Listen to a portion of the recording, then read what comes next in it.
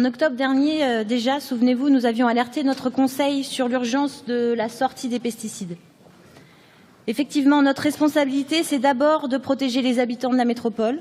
Notre eau, notre air, nos sols, notre alimentation sont imbibés de pesticides qui mettent en danger notre santé.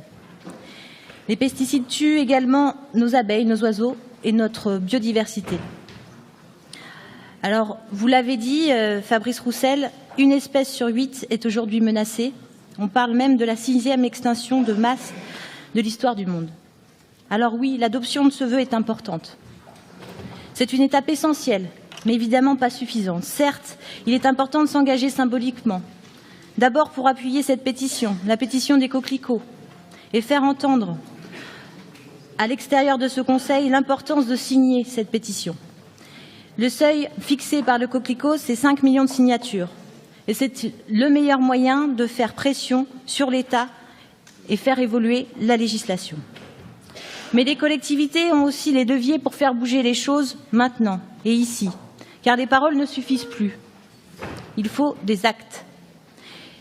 Et nous faisons déjà beaucoup à la métropole, c'est vrai. Mais l'urgence nous oblige aujourd'hui à nous dépasser. On ne peut plus se permettre de se cacher derrière la responsabilité de l'État ou de la loi. L'État fait défaut sur cette question de santé publique.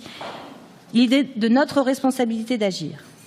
C'est pourquoi nous nous faisons les porte-voix des coquelicots en demandant aujourd'hui aux 24 maires de la métropole d'adopter un arrêté communal visant à interdire l'usage des pesticides à proximité d'une habitation ou d'un établissement recevant du public.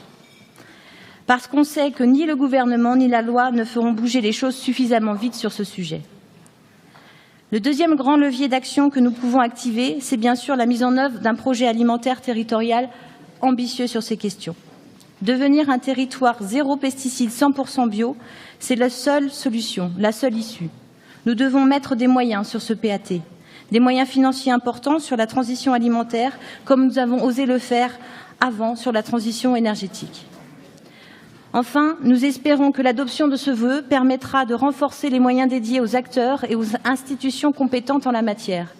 Beaucoup sont en situation de fragilité financière et ne peuvent envisager l'avenir sereinement. Je pense par exemple aux syndicats qui gèrent l'eau, comme l'Eden, dont les moyens de fonctionnement n'ont pas évolué depuis 2008, ou encore aux structures et réseaux de l'agriculture bio et paysanne, à toutes les associations de protection de l'environnement. Nous devons leur faire une place plus importante dans les politiques de la métropole et décupler leurs moyens, car en la matière, nous n'y arriverons pas seuls. Notre objectif est bien d'entraîner l'ensemble du territoire vers la sortie des pesticides. Je vous remercie.